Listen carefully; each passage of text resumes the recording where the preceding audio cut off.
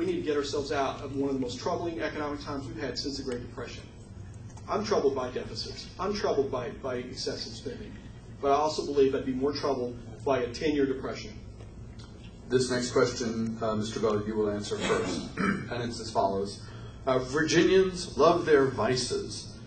Could they be a source of revenue for us? Off-track betting, slot machines, and the privatization of ABC stores. Do you support any of the above to help alleviate our budget woes? Which ones, and why or why not? Certainly, sin taxes, as they're often called, have been used to get revenue for many years. Cigarettes, tobacco, various forms of alcohol and liquor.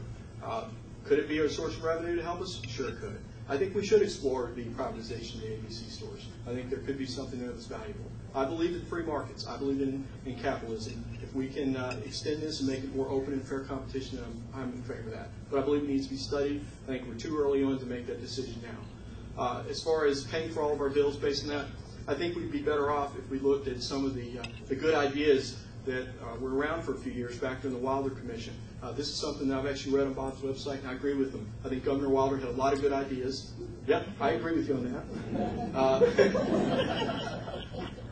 By the way, I'm far to the right of you. But I agree with some of the things in the Wilder Commission. I think we should look at that, combining the gaming commission, combining the lottery. There's a lot of savings and efficiencies that we could look at there that I think we should go to. And I think that should be our piece of low-hanging fruit before we go to some other things. We need to revisit this. The study's a few years old, but I think it's worth revisiting and seeing if those savings and efficiencies are still there. And if they are, then we should capture them. Delegate Marshall, 2 minutes on sin taxes. Sin taxes. I want to be known that I'm against sin right now. I have not voted to expand gambling in the Commonwealth. I did have a law which was passed because there was some lack of clarity in where you could place an off-track betting parlor, or rather a track. I did get that passed.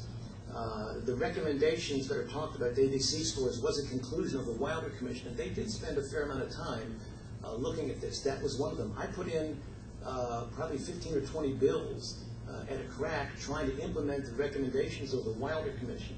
I even had the House of Delegates pass a resolution with some Democratic support asking Governor Warner, and a separate resolution asking the secretaries of the cabinet to tell us where the recommendations were implemented. I never got an answer back.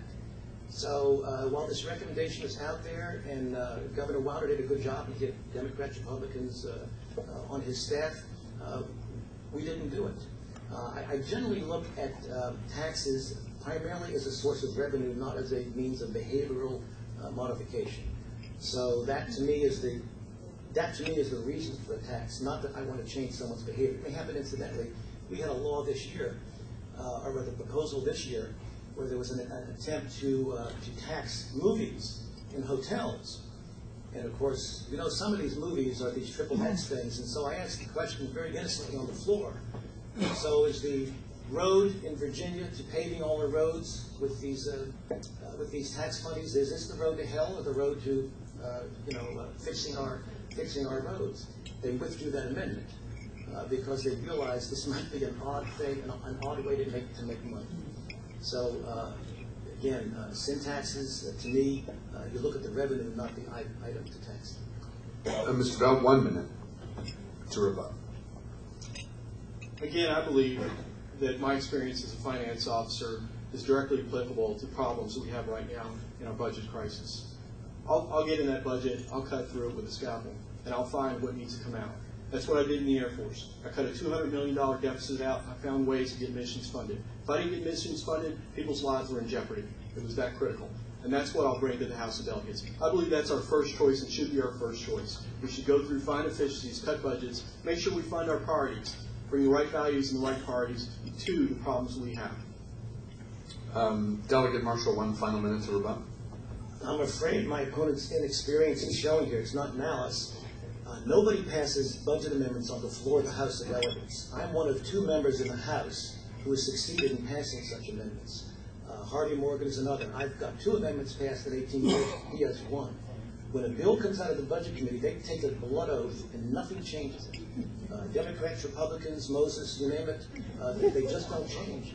So unless you're on the Appropriations Committee, and it's unheard of that a freshman would get on the Appropriations Committee, you were not going to succeed.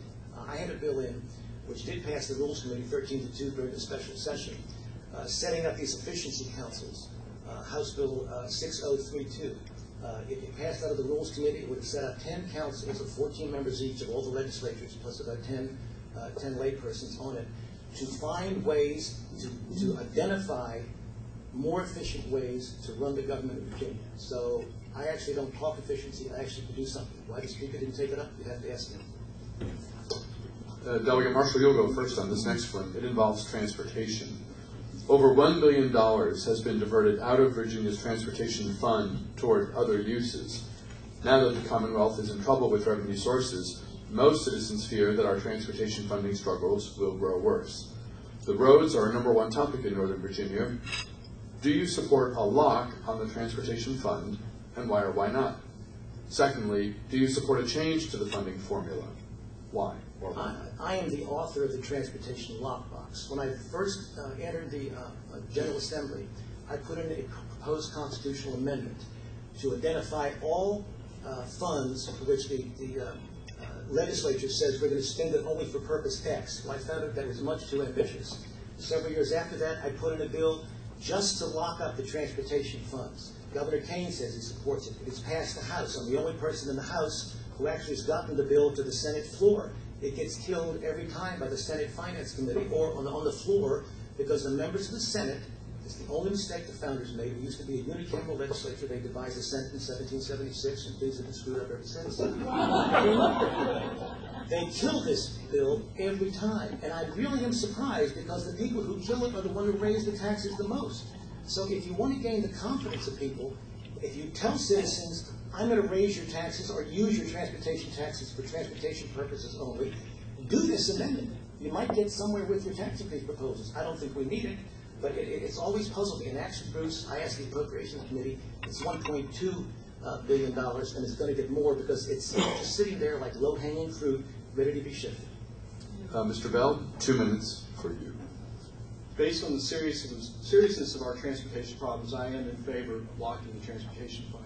I believe that we have to protect money for transportation, make sure it's not diverted unless there is a serious situation in which the legislature would have to be forced to vote on. I also am in favor of bringing up a comprehensive transportation plan. We need that. We have 1,700 bridges in the Commonwealth that are structurally deficient. Currently, there's no plan to fix them, and there's no funding for that.